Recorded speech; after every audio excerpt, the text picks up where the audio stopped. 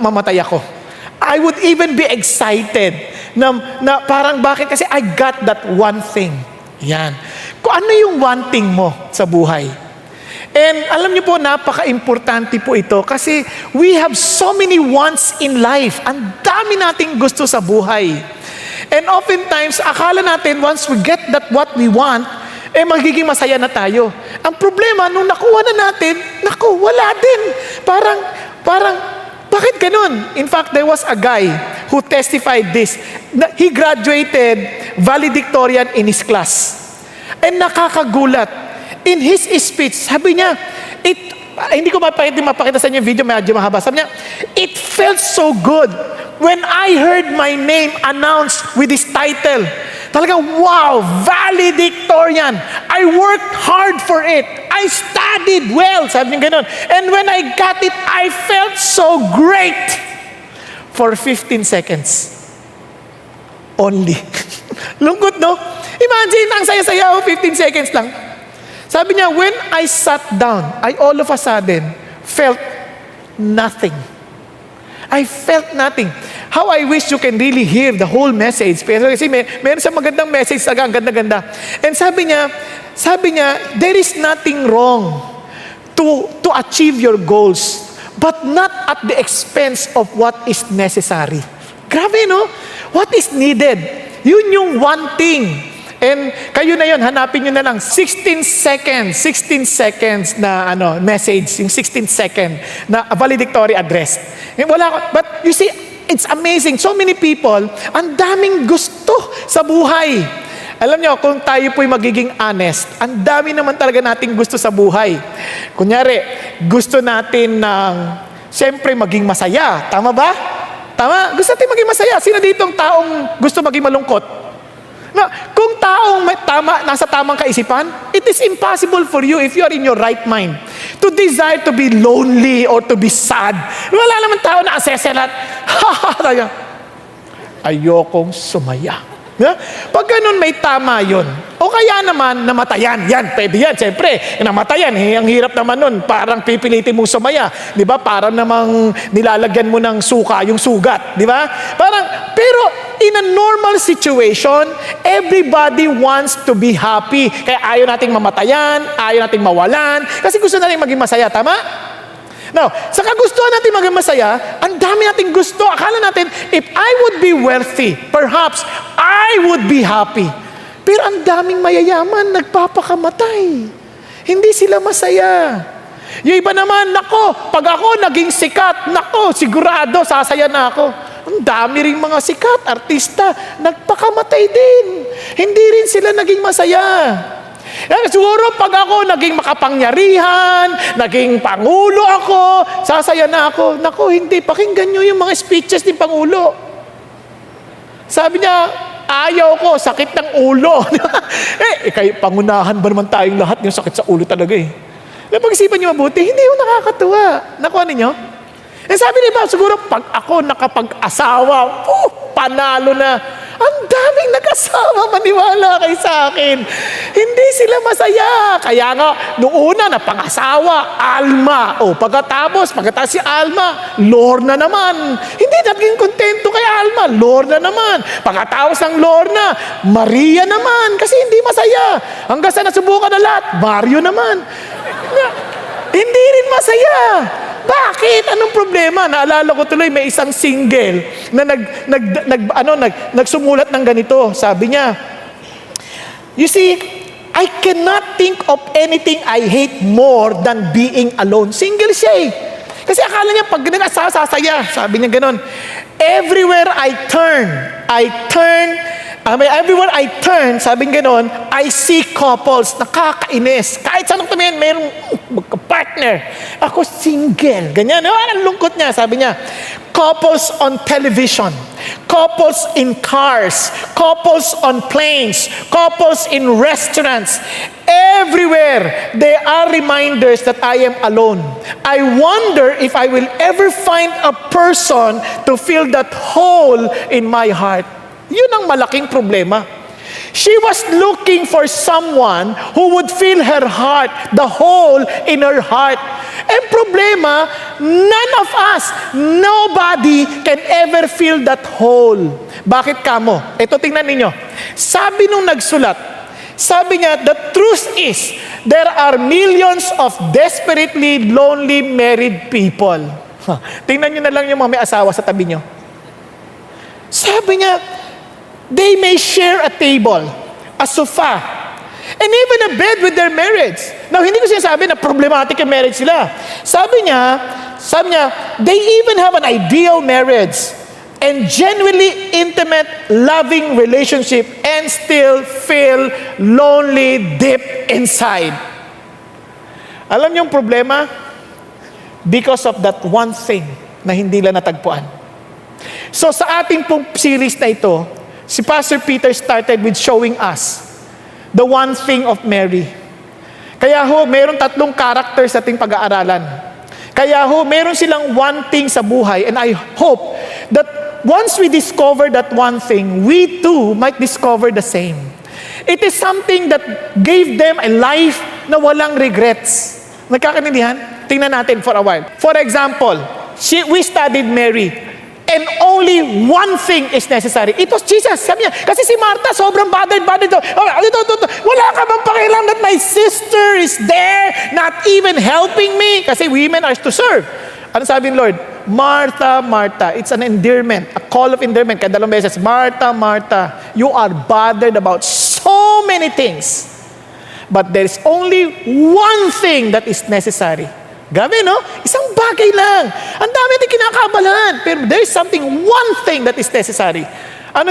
May regret ba si Mary? Kasi ano yung one thing ni Mary? Mary's one thing is to sit at the feet of Jesus. You know what it means to sit at the feet of Jesus? During that time, only men can be a disciple of a rabbi. But to sit at the feet of Jesus, even this woman was being given the privilege to be a committed disciple or follower of Jesus. Nagkakaintindihan? Para sabi niya, Sir, you are the only one I respect. Everything, you are my everything. Paano natin nalaman? Remember, pinunasan niya pa nung kanyang buhok, yung kanyang paa. Para punasan niya yun ng buhok. Yan yung mga panahon na yan, yung mga babaeng yan, hindi basta naglaladlad ng buhok yan, nakatabing yan, merong belo yan. Dito lang sa panahon natin, ang laya na, kinukulaya ng kung ano-ano, di ba? Pero mga panahon na yun, ingat na ingat yan, tinatakpan yan, at pwede lang nilang tanggalin yan pag nasa bahay. When they are with someone close to them, and someone who are really part of their lives. Nakukuha ninyo? Kaya para tanggalin niya yan, parang sabi niya, you are all in my life. Parang tinanggal niya na, pinunasan pa. Bakit? Because she is always sitting at the feet of Jesus. May pinagsisihan siya? Wala. Tingnan ninyo. Let her alone. Why do you bother her? She has done a good deed to me. Sino sabi? Si Jesus, hindi to sabi ng kapitbahay. Si Jesus ang nagsabi. She has done what she could. She has anointed my body beforehand for the burial. Truly I say to you, wherever the gospel is preached in the whole world, what this woman has done will also be spoken of in memory of her. Oh, sarap, no? Ngayon, ang titingnan natin si David. Next week, si Paul. Okay ba yan? But si David, sabi niya, one thing I have asked from the Lord. Tingnan niyo naman si David. Pag nakita niyo yung one thing ni David, magugulat kayo, wala rin siyang regrets. Why? Tingnan niyo ang commentary ni Jesus o ni God sa kanyang buhay. When his son did not follow the Lord, wala na sana dapat siyang tagapagmana. But, sabing ganon, sabi niya, his heart was not wholly devoted to the Lord his God, like the heart of his father David. But for David's sake, the Lord his God gave him a lamp in Jerusalem to raise up his son after him and to establish Jerusalem. Diba? Dapat wala na eh. Because, bakit kay David? David did what was right in the sight of the Lord and had not turned aside from anything that he commanded him all the days of his life. Sarap, no? Parang this guy, because of his one thing, ito talagang sabi niya, he obeyed me. Pero hindi naman siya perfect eh. Hindi mo ibig sabihin, ayoko niyan, natatakot ako kasi baka kailangan perfect ako. Hindi nahulugo rin siya eh. When he lost his focus to his one thing, he wanted something else. And sabi niya, in the case of Uriah the Hittite. Napansin niyo ba yan? That is one regret that he has. Bakit? Pero alam niya yung wanting niya, nung nalaglag ako dito, babalik lang ako sa wanting ko. Kaya ang repent niya, sabi niya, Lord, I come before you because of your loving kindness. Nakuha natin? Lord, sabi niya, please restore to me the joy of my salvation. Lord, I was miserable when I was not confessing before you. Ibig sabihin, alam niya yung wanting niya. Kung napalpak ka, babalik ka rin sa wanting mo. Nakuha niyo?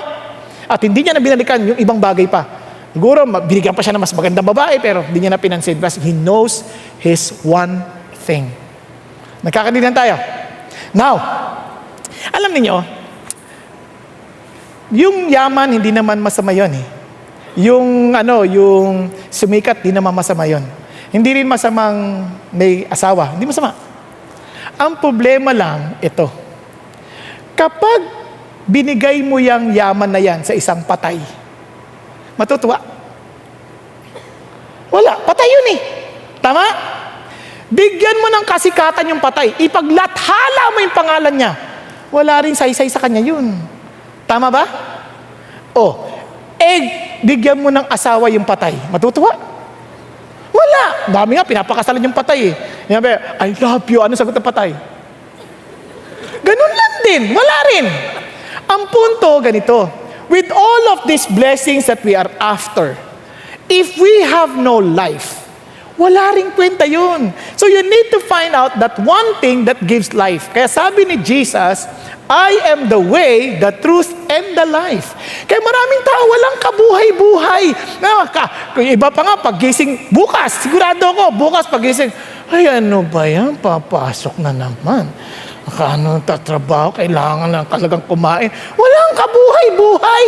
Di ba? Yung iba pa nga, pagtanggap ng sweldo, ay nako, ito na naman, ang daming kaltas.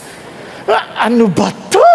Paano mapagkakasya to? Di ba? Ang dami, walang life. Akala lang nila buhay sila because they're working, pero walang kabuhay-buhay. Yung iba, papasok sa eskwelahan, ay ano naman, ito na naman yung teacher ko. Ano ba yan?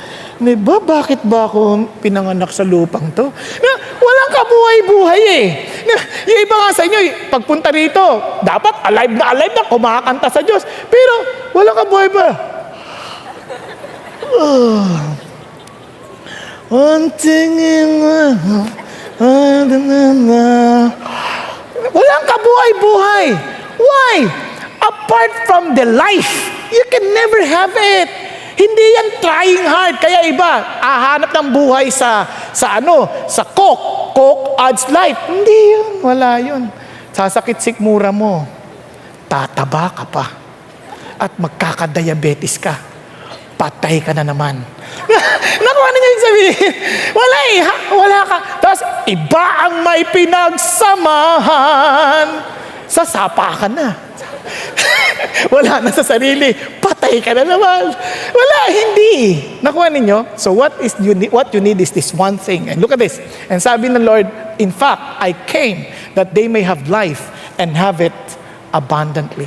Amazing. God is not just giving us life. He was just even telling us what kind of life it is. It is something abundant. Kaya sabi niya, kaya si David, he has only one thing. Anong one thing niya? To seek intimacy with God. He was not just satisfied to seek. He wanted to be intimate with God. How did we know that? Let's look at his prayer. One thing I have asked from the Lord, that I shall seek, that I may dwell in the house of the Lord all the days of my life, to behold the beauty of the Lord and to meditate in His temple. Ano sasabi niya? Lord, I have just one request. Sabi niya, and Lord, hindi ko lang hihingin, I will even seek for it, that I may dwell in the house of the Lord. Di ba? Alam mo yung sasabi niya, Lord, isa lang request ko, patirahin mo ako sa'yo. Na parang kunyari, binata ka, lapit ka sa isang babae, gandang-ganda ka, sabi niya, isa lang request ko, pakasalan mo ako. O di ba? Sasampalin kita. Natatawa lang. But to the Lord, yun ang kanyang request. And look at words, just to behold the beauty. Di ba? Parang kunyari, yung mga may asawa rito, no? Ayoko na pataasin yung kamay ninyo kasi alam ko naman, alam niyo ni sarili niyo eh. Di ba, naalala niyo, niniligawan pa kayo. Unless pinikot kayo ha. Niniligawan, di ba? Parang gusto mo nang magsama kayo kasi parang gusto ko lang masilayan ng ganda mo. Di ba? Gusto ko lang, tuwan-tuwa ako sa kilay mo, sa pilik mata mo, ganyan. Ang mga labi mo, ang pupula, ang ganda. Parang hindi kita pagsasawa ang titigan. Di ba? Kaya gusto kitang pakasalan. O nung napangasawa na, ayun, naghilamos, patay. Tanggal yung pilik mata, tanggal yung kilay, tanggal na rin yung lipstick. Ay! Sino ka? Akala, multo. Pero siyempre kay Lord, walang peki doon. Di ba? When you seek Him, talagang you know exactly what you want. You want to see the beauty of God. Are you following? Now, yun ang ating, kaya, anong ating topic ngayon? Seek intimacy with God. Kasi alam niyo, this is amazing. This one thing is not just for you to have, but for you to enjoy. Yan. Kaya you seek intimacy with God. Nagkakaintindihan tayo. Now, so, kaya anong kailangan natin gawin?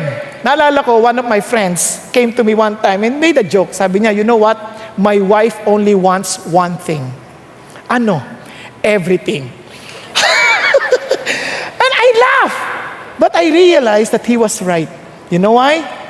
Seek the one thing that will give you everything. Ask God. If you think your husband can give you everything, obviously you will be disappointed. If you think your job will give you everything, obviously you will always be frustrated. If you think people will give you everything, then you're wrong because they could not. The only person who has everything, and he owns everything, and he has everything, he is the only person who can really give you the one thing that you are looking for. Ask God. Nagkakaintindihan? So our outline, para mas madali, remember, asked. Why ask? Sabi niya, one thing I have asked from the Lord that I shall seek, that I may dwell in the house of the Lord of the days of my life, to behold the beauty of the Lord and to meditate in His temple. Asked, seek, and knock. One thing I have asked, and that I shall seek, that I may dwell. After seeing it, I will knock, that I may dwell inside, that I may come in. Are you following? Ask, seek, and knock. Now listen, just in case God will speak to you, God will tell you, okay, if there's only one thing that you can ask from me, what will you ask Jesus? And surely I will give it to you. Diba? Kung meron kang hihilingin sa akin, just one thing. Anong hihilingin mo kay Jesus? And here is His disciples, somehow, they saw Jesus, grabe, amazing. Ang galing mag-preach. People would listen. They were preached to the heart. Pero kung ako yun, hey, teach me how to preach. O iba naman, wow, ang galing niya, grabe, so powerful. Yung isipin mo, yung bulag, pinagaling, tumakbo. Sabi niya, ang layo naman, di, tama yun. Kasi yung hirap tumakbo ng bulag, ha? So kung nakakita ka na, makakatakbo ka na, tama ba? Yung bingi, wow, bigla nag-aawit. Siyempre, kung ano ka, kung bingi ka, ang hirap kumanta ata, hindi mo makuha yung tono. Yung iba nga, hindi nga bingi. Hindi pa tama yung tono eh. Diba? Lalo na kung bingi pa. Ano niya sabihin? All of a sudden, nagkumanta. Oh, di amazing yun. Diba? Parang, I want to do that too. Lord, turuan mo ako. But you know what? Hindi yun ang hinas ng mga disciples. Anong hinas ng disciples? Look at him. Lord, teach us to pray. Amazing, no? And this is what Jesus said. So I say to you, ask, and it will be given to you. Seek, and you will find. Knock, and it will be open to you. For everyone who asks, receives, and he who seeks, finds. And to him who knocks, it will be open. Now, if you look at it, parang, wow, grabe naman, what a promise. But the reality is this, hindi diyan natapos. Because it has something to do with the relationship. Look at this.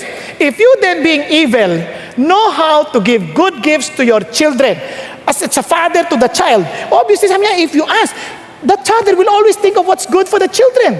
Maaring nami-misinterpret ng mga bata yung action ng tatay, but in reality, a father really always think of what's best for the children. Now, sabi niya, how much more will your heavenly Father? Amazing! Your heavenly Father. And look at this. Give the Holy Spirit to those who asked Him. Can you imagine? Sabi niya, if you will just ask me, I will give you myself, my Holy Spirit. Because the Holy Spirit knows everything about me, and He is me. Are you following? Naintindihan nyo? And sabi ni God, I am willing to give myself to you. If you will just ask, if you will just seek, if you will just knock. Kaya let me repeat, God wants to be intimate with us. So bakit unang-una is ask? Now alam nyo, tingnan nyo, hindi madaling mag-ask. Masubukan nyo nang maligaw. Naalala nyo, kasama yung asawa nyo, yung lalaki nagda-drive, hindi pa usong Waze, hindi pa usong GPS. Pag nawawala na sabihin, magtanong na tayo. Ano sabihin ng asawa? Baka malaman nilang di tayo, naliligaw tayo, ano ka ba? Mga babae, matapang magtanong. Pero ang lalaki, naku, hindi magtatanong yan. Hindi madaling magtanong. Kasi una, nakakahiyang magtanong. Tama? Parang nakataya yung iyong kahihiyan. Hello? O, tanongin mo yung katabi mo, gising ka ba? Hindi mo basta matatanong, nahihiya ka.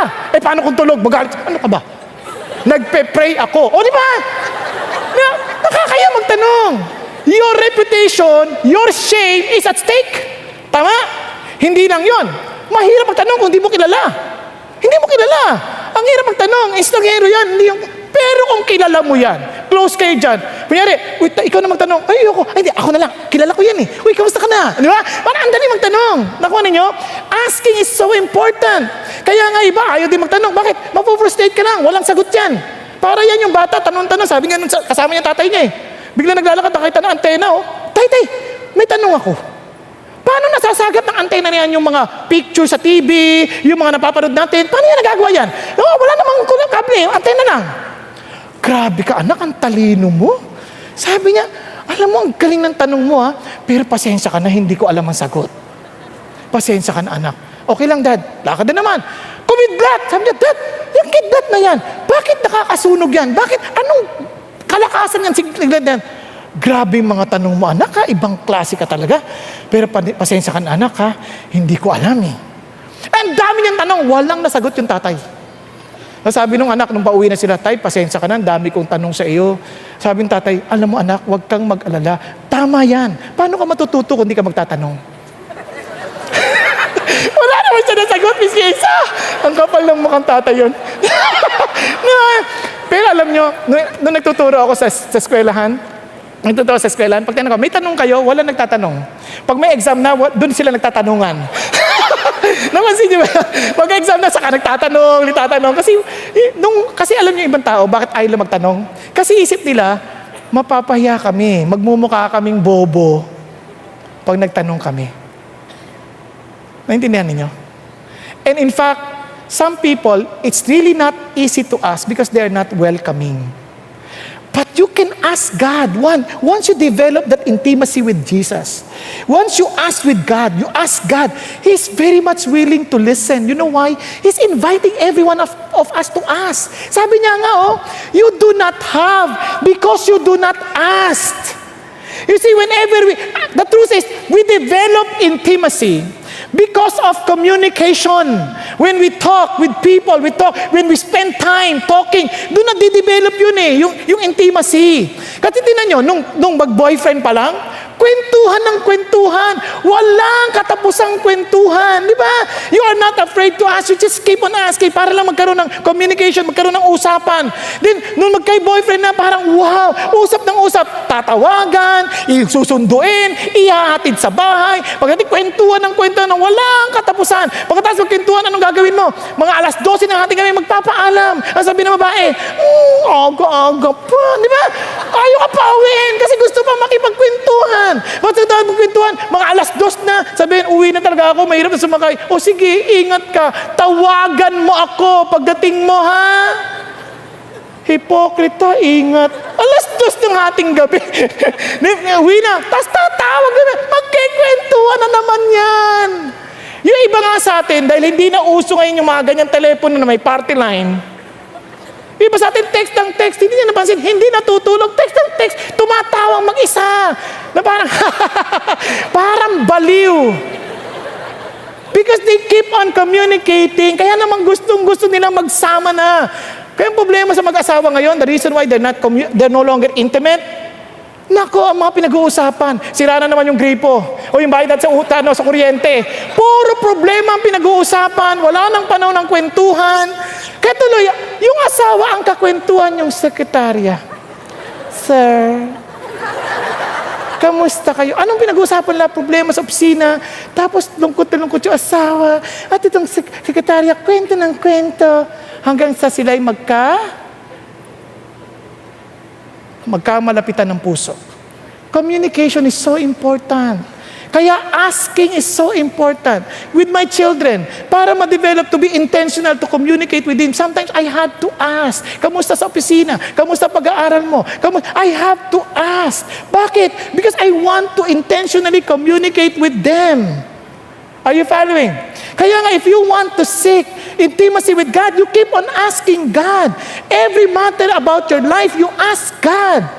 Itong amazing kay God, I'm even inviting you to us, to some of us, natatakot nga tayo eh. Kaya ba ayaw naman, kasi feeling natin God will not accept us. Kaya ang gagawin natin, lapit tayo kay Pastor, Pastor, pag-pray mo ako. Pag-pray mo, bakit? Ba't hindi ka? Pastor, mas malapit ka kay God eh. Ano, mas malakas ka sa Kanya eh. Kasi God, the prayer of the righteous availeth much. Excuse me, your righteousness and my righteousness are just the same. The righteousness of Jesus Christ. Are you following? If you truly understand your relationship with Jesus, God is telling you, ask me. You don't have because you do not ask. In fact, this is what He said even to His disciples. Sabi niya, whatever you ask in my name, that I will do. Why? Because the Father may be glorified in the Son. Not only that, if you ask me anything in my name, I will do it. If you love me, you will keep my commandments. What is His command? Ask. You love me? I'm even telling you now. I'm even commanding you. Ask. If you love me, you will always ask.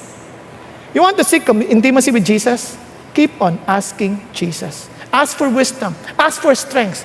Diba? Ito lang panahon natin, even the time when we were worshiping, when we were the time when we were fasting. Ay, grabe. Maniwala ka sa iyo. Maniwala ka sa hindi. God is so gracious. I need to keep on asking. Nagluto ba naman ang asawa ko on the 5th day? Nagluto ba naman ang sinigang? One of my favorites. Maniwala kasi di pumunta pa ako sa kusina nung wala sila. Sinilip ko yung sinigang. At very inviting yung mga karne. Gusto ko, wow. Yung amoy. Ay, sarap. Pang 5 araw ka nang di kumakain. Tapos yung amoy, grabe. Bakit kailangan mag-fast? And I asked, God, you are more important to me. I'm asking for strength. Help me. Help me. And God, all of a sudden, lumayo ka nga. Layo ka na, tas, wag ka dyan. Wag ka dyan, dito ka, mag-usap tayo. So we asked and we talked. And after that, I felt a loving embrace from Jesus. And I can honestly say, Lord, thank you. This is much better than sinigang. Ay, paano? Ask. Ask. And the next thing is this. If you are really serious, don't just ask. You seek. You have to seek. Kung hindi mo pa, hanapin mo na. Hanapin mo na. Kaya tabi, you seek. Kasi what you seek means this is something so important to you. Something so valuable to you. Kung halimbawa lang, sabihin ko sa inyo, in one of the seats here, there is a $100 million just for anyone who could find. Palagay ko, pagkatapos sa service, hindi kayo aalis. Mag-i-stay kayo, tatapusin yung kanta, hahanapin nyo sa bawat upuan. At siyempre, mag-uunahan pa ang bawat isa. Kung gusto mo yung $100,000. If it's valuable to you, tama? Pero kung 100,000, bariya lang sa iyo, obviously, kayo na lang mag-uluhan dyan. But if it's something so valuable to you, hahanapin ko yan, mala. Di ba? Bahala na. Kung mahanap ng iba, hihingi ako ng balato. Kasi that's something important. Kasi sabi ni David, tingnan niya sabi ni David, one thing I have asked from the Lord, that I shall seek. He did not just stop from asking. He is willing to even seek for it. Are you following? Hahanapin ko yan. Hahanap at hahanapin ko yan. Now listen, what we seek in life determines what we really worship. Alam nyo, gusto yung malaman ang talagang importante sa ating sinasamba talaga natin? Yung hahanapin natin. Whatever we seek in life, that is something that we really worship. How did I know that? Look at this. Sabi niya, the people who don't know God They keep trying to get these things. Ano tong these things na ito? If you read the context, 31, they were just about clothing, food, drinks, shelter. In other words, everything that we're worried about. Sabi niya, and your Father in heaven knows you need them.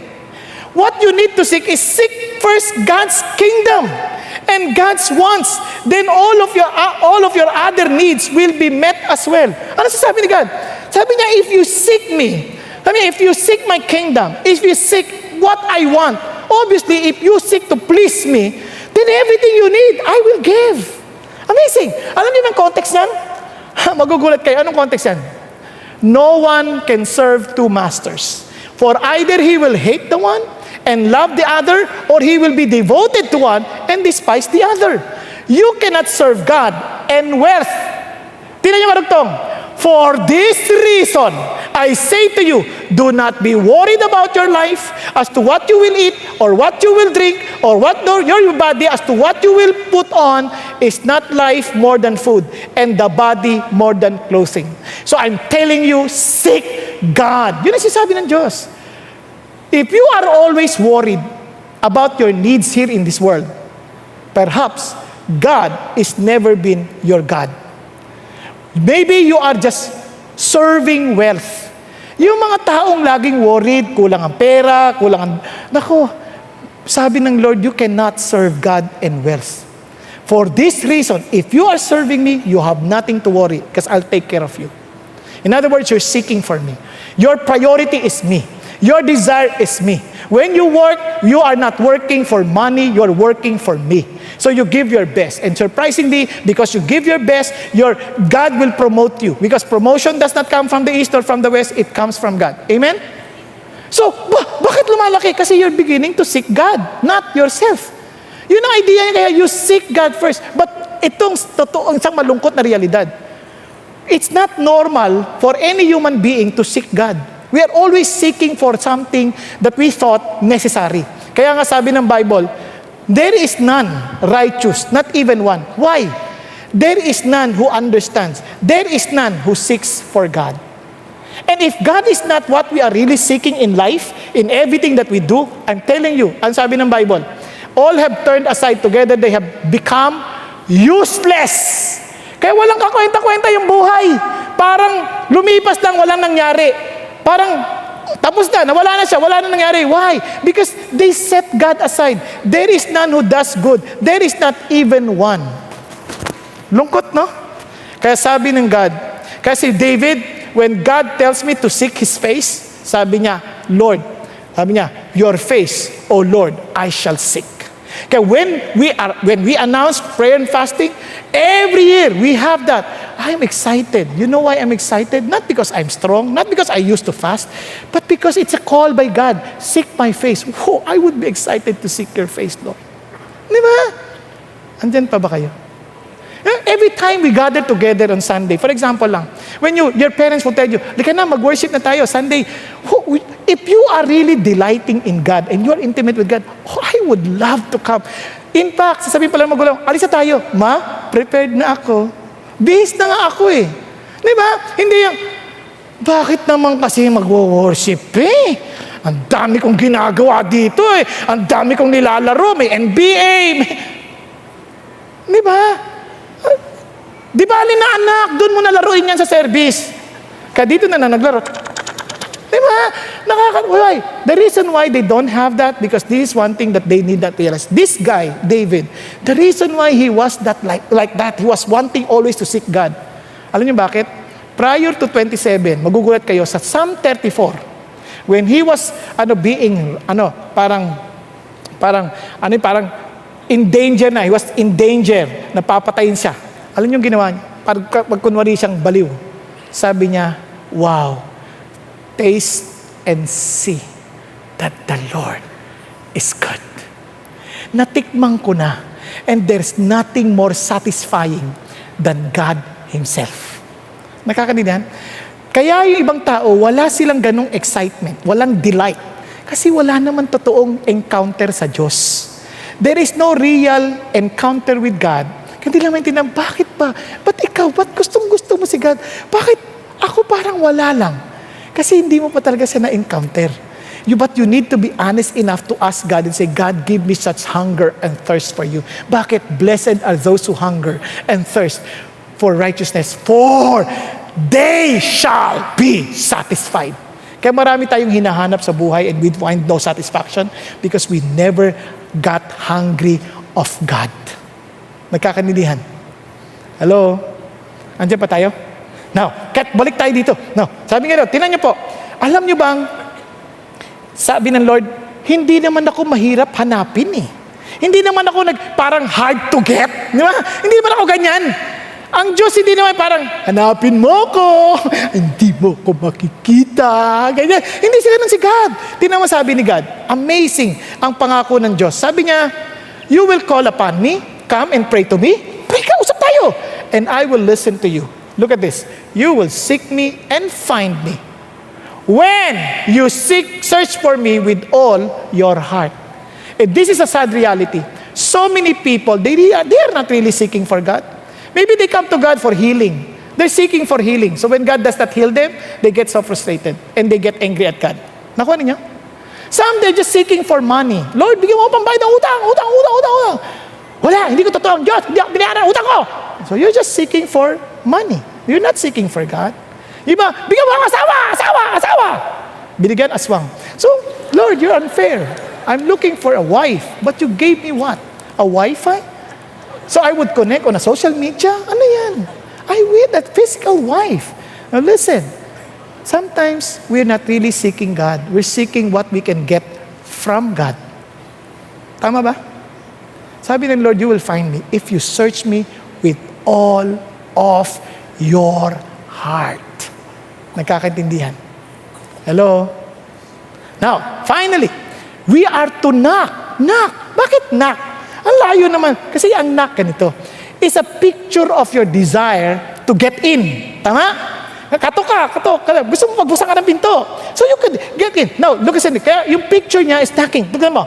That I may dwell in the house of the Lord all the days of my life. Ang sarap. Para maintindihan niyo, Lord, I just want to be in your house for all the days of my life. Bakit kaya ganun? Allow me just to give you an implication. One, yung context dito, para maintindihan niyo na mabilisan, verse 4, may verse 3. Sabi niya ganun, though a host encamp against me, my heart will not fear. Though a war arise against me, in spite of this, I shall be confident. Ano napansin niyo? From the beginning, the Lord is my light and my salvation, I shall not be afraid. Whom shall I dread? Pag inisip niyo mabuti to, parang a picture, a context of war, a context of fight, being attacked from all fronts. Nakuha niyo? Hello? Tingnan niyo ulit. Lord, kahit marami pang hukbo, sabi niya, who would encamp against me? Sabi niya gano'n, my heart will not fear. Di ako matatakot. Bakit? Though war arise against me, in spite of that, I shall not be confident. Isa lang request ko. Pasok ako sa iyo. Because inside, I would find protection. Tama ba? Now, alam niyo ba, na lahat tayo, maaaring hindi yung battle natin, hindi ka pareho nung kay David.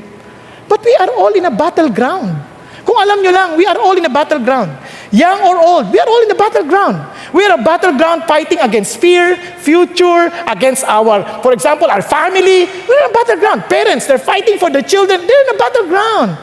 Di ba? Yung mga nag-aaral, you're in a battleground, always trying to find out ways to pass the exam, di ba? To please your parents. You're always in a battleground. A battleground at work. Na parang, wow, I want to be known. I want to be fruitful. I want to earn. That's a battleground. Every day of our lives is a battleground. It's always fighting for life. There is no real rest. And you are looking for a home. Tama? Kung masayang home, no? Yung picture ng masayang home, I want to be in that place where I can be myself, where I am accepted and loved, where I can eat anything I want. Nakuha ninyo? Hello? Andyan pa kayo? Sa totoo lang, yun ang sinasabi niya, Lord, gusto ko lang unang, pagdating ko sa bahay niyo, parang, di ba, with battle sa traffic, pero I will be home. I will be headed home. And pagdating ko sa bahay, I'm at home. And sasalubuhin ka ng asawa mo. Hello, sweetheart. Oh, tapos salubay ka ng mga anak mo. Hi pa, kamusta? Oh, tapos magkikwentuhan na kayo lahat. This is home. The people, the most important people in my life, I'm home. Naintindihan niyo? And when he was saying, Lord, you're the most important being in my life, I just want to be home. I'm in a constant battle, left and right. I just want to find rest. I just want to be home. Hindi ko sinasabing mamatay ka na. Baka ma-misinterpret ninyo. Kasi dying does not guarantee you to be home. Baka doon ka sa prison where there will be weeping and gnashing of teeth full of regrets. Yes, ayan! With all the opportunities, I missed it. I missed the one thing who would give me life, who would give me home. Nagkakaintindihan? Kaya, amazing. Sabi niya, tingnan niyo yung context. Hindi lang, ito pang amazing na part nito. Now, listen to this. Anong gagawin niya doon? Anong gagawin niya doon? Balikan natin. To behold the beauty of the Lord. Grabe, no? All the days of my life. Alam niyo ba, ang sarap nun? Alam niyo, anong gagawin niya? To behold the beauty of the Lord. Alam niyo, parang ito yung picture niyan. Parang hanap kita Manila. Diba? Parang tagal ko naghanap dito. Hinihingi ko to, makita ka. Ngayon nang makita na kita, oh, I just want to be with you. At nung masilayan kita, gusto kitang makasama. Gusto lang kitang mapakasalan. Naintindihan niyo sabihin? I want to be with you para titigan ko ang iyong kagandahan. To enjoy that when you speak, oh, the sweetness of your voice would just affect and give some comfort in my heart. Di ba ganun yung beholding the beauty? Naalala niyo pa ba yan? Di ba pagka yung magbinata pa lang, mag-boyfriend pa lang? Traffic, in the battlefield of traffic? Oh, traffic! Kasi tayong dalaway magkasama. Because you are with me. It doesn't matter how heavy the traffic is as long as you are and I together. Di ba? Tama? Tama ba? Kahit anong hirap sumakay, nagtititigan lang kayong dalawang ganyan. Grabe. Uy, late na tayo. Ay, sorry. Di ba? Bakit? You're beholding the beauty. Are you following? Parang you cannot see the trouble around you because you're just beholding, gazing, looking at the beauty.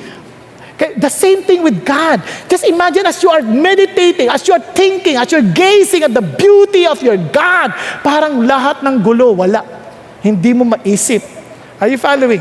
But just to behold, you need to stop. Kasi, kunyari, ang ganda ng buwan. Hindi mo mapapansin ang buwan. Kung hindi ka hihinto at tititigan. Ay, ang ganda! Di ba? If you are all busy, we are all busy doing our own thing. Obviously, we cannot stare and gaze the beauty of the Lord. Kung lagi tayo nagmamadali, we cannot do that. We cannot behold the beauty of God. When we want to be home, we want to stop and we want just to look at the beauty of God and say, God, you are so beautiful. Anong karugtong niyan? Tingnan nyo, sabi niya, I delight. As I look at it, as I look at your word, as I listen to you, wow, I delight it. I just love it. I find joy. Kaya maraming tao, they're not intimate with God. Hindi sila masaya. Di ba pagka yung gustong-gusto mong tao, yung mga may asawa, yung mga wala, at hindi niya nakaranas ng asawa, sorry, pero na-inlove din kayo, tama? Pag meron kayong liham na tanggap, ngayon text, kahit forwarded, grabe. Grabe. Maya't maya binabasa. Maya't maya tinitignan. Kahit forwarded lang. Sinabi sa 5. Pero you want it kasi you treasure it. At ang ginagawa mong sunod, you meditate on it. To meditate, yung word na meditate is to even inquire, to seek. As in, hahanapin kita. Wala pang templo nun.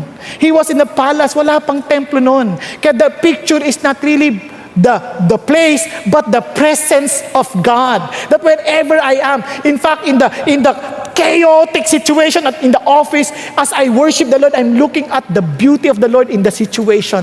Why did God allow these things to happen? There is such beauty that somehow God wants me to understand and to feel and see in this situation. Nagkakaintindihan tayo? Di ba? Sa gulo ng mga nangyari dito, sa gulo ng nangyari sa Iran, I'm seeing something, the beauty of God. In fact, as I was looking at what's happening in Iran and US, I am so excited. You know why? I'm seeing exactly what the Bible has written, what God has revealed long before. I see the beauty of God's faithfulness. Nagkakaintindihan po tayo? Hello? You gaze at the beauty of God. You meditate. Tingnan nyo naman to si David. Nakakainis. Look at how he meditates. The Lord is my light and my salvation. Whom shall I fear? With all this fearsome situation, ano sabi niya? I'm meditating. He's my light. He's my salvation. The word salvation is Yeshua, the very Hebrew name of Jesus. He is my Jesus. Whom shall I fear? The Lord is a defense, my fortress of my life. Whom shall I dread? Wala akong takot. Alam niyo bang mahirap yung walang ilaw? Ang hirap ng walang ilaw. Now, gusto niyo maranasan kung gaano kahirap ng walang ilaw sa buhay? Pakihawakan yung mga gamit nyo, ha? Para maintindihan natin, papapatay natin ilaw. Just for us. Pero hawakan nyo, baka wala yung gamit nyo. Kasalanan nyo, sinabi ko na sa inyo. Okay. Alisin natin yung ilaw. Let there be darkness. Imagine, no? Sige, let there be darkness. Total darkness. Mayroon pang liwanag dun, eh. Patayin lahat. Asin. Lahat. Sa dilim na yun, biglang mayroon pang, patayin yung cellphone. Huwag niyong ilawan yung cellphone. You need to see, experience. Ito, hindi pa rin total dark to. Mayroon pa tong liwanag. Tapos mayroon kang, may mga dagang naglalakad-lakad. You know, friends, it's really scary when it's really totally dark, when there is no real light. Let there be light. Let there be light. Ayos ba? Ganon din ang ginawa ni Lord noon. When He saw everything to be dark, let there be light. And alam nyo ba, kung sino lang mga gusto ang dilim, sinong mga gusto ang dilim, ayaw ang liwanag, yung mga gumagawa ng masama. Mga magnanakaw, gusto ang dilim. Mga immoral, gusto ang dilim. Nagtatago sila. Ayaw silang makita. But if we are in the light, kala lang nila masaya yung nasa dilim. Saya-saya, may nagawa tayong ganito. But without knowing, you are not going anywhere. Tingnan niyo sabi ni Jesus, I am the light. I am the light of the world. He who follows me will not walk in the darkness, but will have the light of life. Hindi ka na maliligaw. Hindi ka na yung parang kung saan-saan ka lang pumupunta. You know where to say no. You know when to say yes. Bakit? Kasi Jesus is your light. At hindi lang yun, He is my salvation. He is my life. He is my eternal life. Look at this. This is that they may know you, very intimate with God, the only true God, and Jesus Christ whom you have sent. Now, amazing. And tinan niyo ang kanyang confidence because of my Jesus, who is my light and my salvation. Sabi niya, when my enemies, when evildoers come upon me to devour my flesh, and when they even want to destroy me, my adversaries and my enemies, they stumbled and fell. And I'm telling you, though a host encamp against me, my heart will not fear. The war raised against me. In spite of this, I shall be confident. Why? Because I know my God is with me. If God is for us, who can be against us? If there is such intimacy with God, there is such assurance, kasama ko lang kayo. Tingnan niyo yung mga bata. Kunyari kumikidlat, tatakot sila, Dad, takot kami. Ano sabihin tatay? Alika rito, anak. Huwag ka nang kabahan. Okay lang yan. Kalmanteng-kalmante because they are in their Father. Nagkakaintindihan. Di ba? Nagkakaroon ka ng assurance. Mga babae, pag may boyfriend ka, ba't gusto nyo hinawakan kay kamay? Because you feel secured. Nahawak-hawak kayo. Tama ba? Kahit mga asawa. Bakit gusto asawa hinahawakan sila? Kasi naalala kayo tuloy yung babae. Yung babae, nasunog yung bahay nila eh.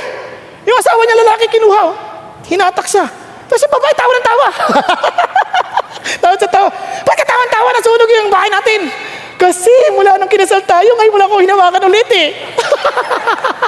Imagine, for almost 50 years, that was the only time you hold my hands again. Di ba? Katawa siyang tawa in the midst of fire. There's some form of joy in the intimacy. Same thing with God. Nagkakaintindihan? Kaya sabi ng Lord, tinan nyo, splendor and majesty are before Him. Strength and beauty are in His sanctuary. It's an act of worship. It's an act of worship. Now, let me just do it very fast. Alam sabi ng Bible, tingnan nyo, if we truly understand this, alam nyo ba, sa totoo lang, wala tayong karapatan to enter in the temple. Even David had no right to enter the temple, only the high priest. Nakakaintindihan? But Jesus Christ, with all His mercy and grace, He died on the cross to forgive us all from our sins. And when He was dying on the cross, the veil was torn. As if God is saying, you are now all welcome to enter my sanctuary. Nakakaintindihan? At hindi lang yun, ang ganda. Hindi lang yun. Bakit ka mo? Not only that you're welcome, you and I became the temple of the Holy Spirit. So what God is saying, you have no reason to be confined by any place or time to worship the Lord. Nakakaintindihan tayo. Kaya sabi ni Jesus, sabi nga, therefore I urge you, brethren, by the mercies of God, now that you've experienced His mercies, to present what? Not your intention, not your plans, not your desire. You present your bodies as a living sacrifice, holy, acceptable to God. And tinasabi niya, which is your spiritual service of worship. God wants you and I to directly get involved, as in, this is our worship. Now that I belong to the temple brings healing, the temple brings life, and God is with me, and here I am, a messenger of God, you and I, salt and light of this world. Why? Because we are called to worship. When we fellowship with our co-workers, as you are centered, desiring Jesus to be the center, and you want this Jesus to be known to them, they too would see the beauty of the Lord. Diba? If we're worshiping, nagkakaintindihan tayo? Now, tingnan niyo po, kaya naman ang challenge sa atin, listen, ito pong napaka-importanting challenge sa atin. Tingnan sabi ng Bible, even Mary, when she realized that Jesus is life, ano sabi niya?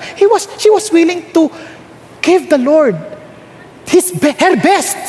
No, hindi lang yan. Na-discuss na natin yan nung nakaraan pa. Pero ito pa.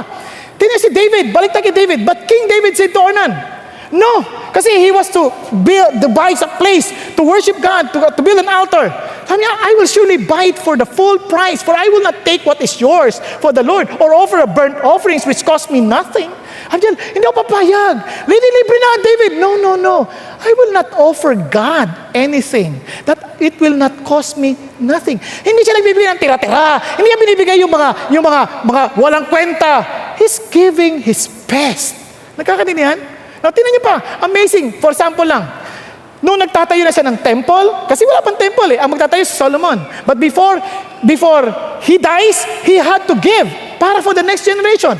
Not with all my ability I have provided for the house of my God. The gold for the things of gold, the silver for the things of silver, the bronze, the iron, the wood, onyx stones, and inlaid stones of antimony, and stones of various colors, and all kinds of precious stones and alabasters in abundance. Amazing. And look at this. Moreover, in my delight in the house of my God, the treasure I have gold and silver I give to the house of my God. Sa sobrang saya ko, that because of the joy I have for the house of God, I am willing to give my all. Nakita niyo? Over and above all that I've already provided for the holy temple. Higit pa. Tingnan niyo, namely 3,000 talents of gold of the gold of Ophir, 7,000 talents of refined silver to overlay the walls of the building. Ano sabi niya? Alam niyo si Pastor Peter gave a computation about this? Nagulat ako. When they made that study about this, the total cost of the temple is about $5 billion, which is so costly, even up to today, per square meter. Sobrang mahal. Bakit? Because God deserves the best. Tama? So, students, sino mga estudyante rito? Use your studies as worship to the Lord. You give your all. Workers, employees, you give your all. Hindi yung tatapat-tapat ka. Hindi, I'm doing this for God. For those honors of companies, you don't need to raise your hands, baka ma-hold up kayo. But you do your business just for profit, but to give your all to Jesus because you want to honor Him. Diba? Wives, if you're cooking, cook because you give your best, because you're serving the Lord. Kaya nga, submit to your husband as to the Lord. Husband, love your wife as to the Lord. Di ba? Laging sa Lord. Kaya yun ang totoong worship wherever we are. At tingnan niyo po, the Lord is my light and my... Whom shall I fear? The Lord is the defense of me. Whom shall I dread? Can you imagine? Sabi niya, paano mangyari yan? The Lord is my light. The Lord is my salvation.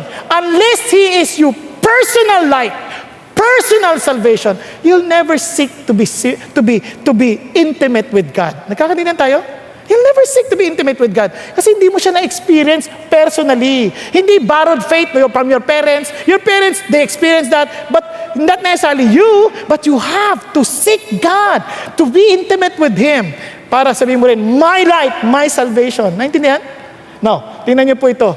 Kaya naman, I would have despaired unless I had believed that I would see the goodness of the Lord in the land of the living. Wait for the Lord. Be strong and let your heart take courage. Yes, wait for the Lord. I am willing to wait.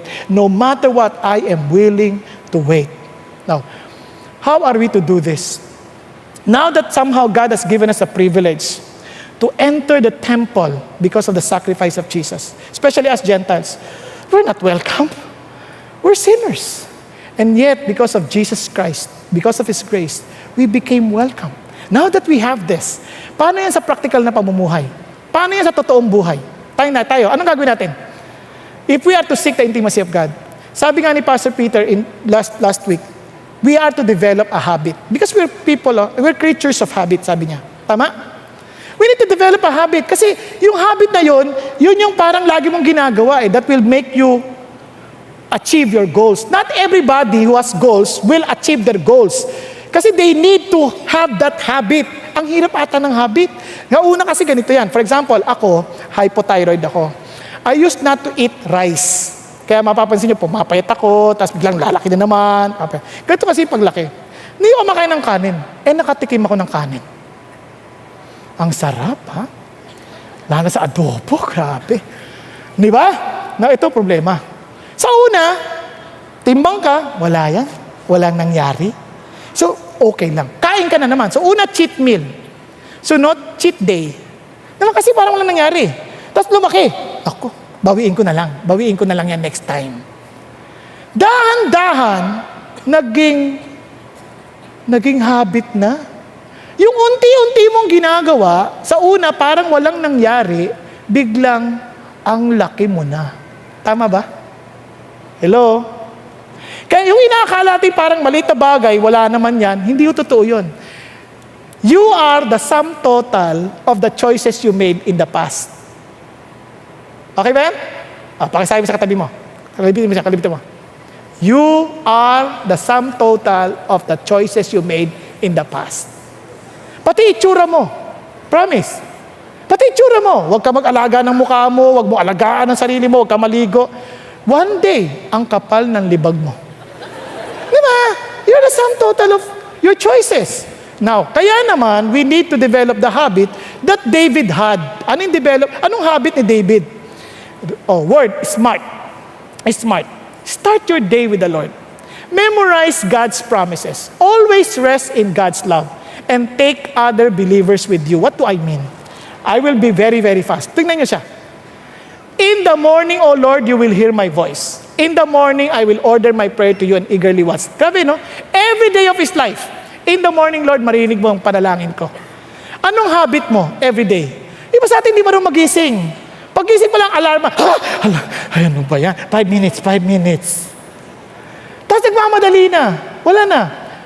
Make it a habit that every day the Lord will hear your voice. Hindi yung, ano ba, magsigising na kayo, hindi pa kami naghanda, late na tayo. Hindi ganon. But to hear of praises and worship to God. Okay ba yan? Hello? Nagkakanan niya, bakit ka mo? Worship God if you want the best. Worship opens doors to all His goodness. Kasi hindi lang yun, you worship, as in memorize the scripture. Why? Hindi sabi na, though the wicked hide along the way to kill me, I will quietly keep my mind upon your promises. Paano niya nagawa yun? Ang daming promises, paano niya nagawa yun? Sabi niya, I bank your promises in the vault of my heart. Grabe, no? Hindi lang yun. Ito pang amazing. Natatanong ko na yung di ba?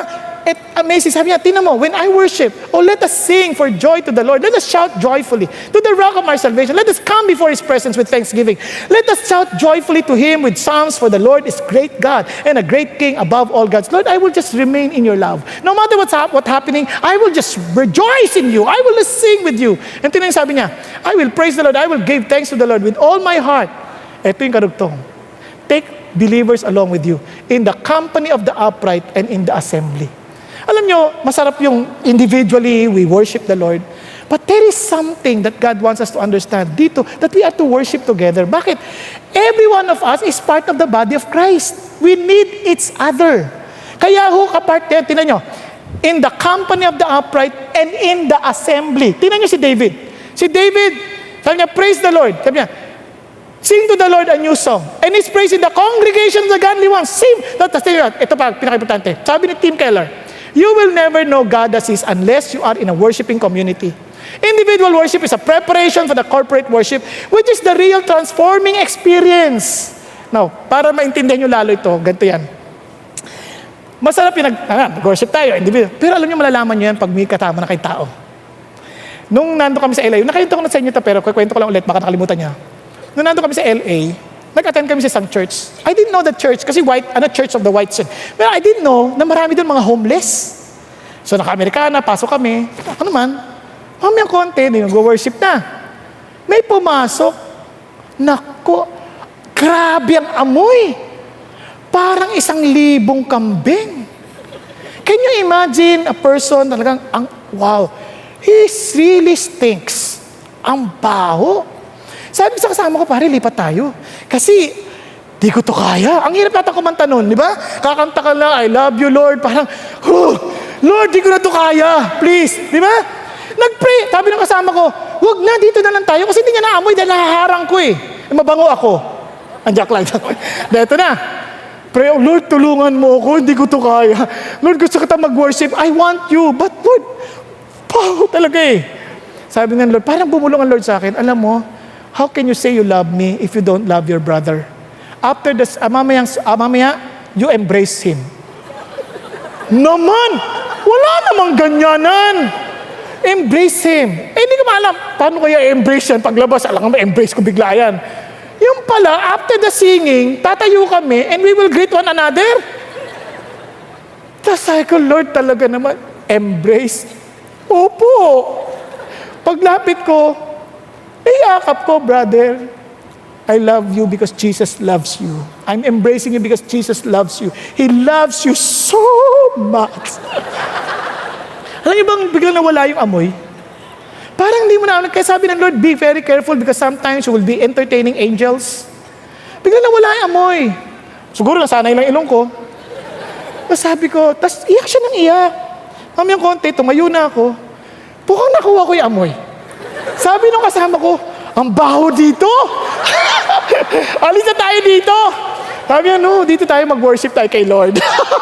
Kasi kahit umalis kami, dala-dala ko na eh. Pero doon nyo lang maintindihan ang totoong worship when you are affected already in the way you deal with people.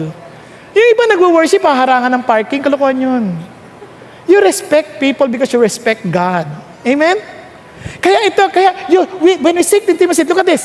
How blessed is the man who does not walk in the counsel of the wicked. You choose your friends well. Sabi ni David sa Psalm 96, 119, I am a friend and companion of those who fear you. Kaya sabi naman ng Lord, tingnan nyo, do not be deceived. Bad company corrupts good moral. This is why, it's okay to worship on a live stream. But if you are able to come with the congregation, there is something in there. You learn to worship God by seeing the person next to you. Yun lang kanina pagbati natin, it's an act of worship. Nagkakanindihan? Because you're extending yourself, leaving yourself behind just for the Lord. Lord, nakakayang kumamay, pero I need to forget myself and it's all about you. Are you following? Kaya sabi ng Lord, and by end, a new commandment I give to you that you love one another. Then, even as I've loved you, so that as you love one another, sabi niya, by this all men will know that you are my disciples if you love one another. There's so many disciplines. Anong disciplines natin? Just start. 5 minutes, daily, pray to God. Then you will extend kasi na-in-love ka eh. Magiging 10, magiging 15. And you would be surprised. You can even pray up to 3 hours, na hindi mo mamamalayan ng oras. Di ba? Then, you start by yung private worship with memories of Scripture, kaya tayo nagdidiscipline so that we can always be reminded of the promises of God. And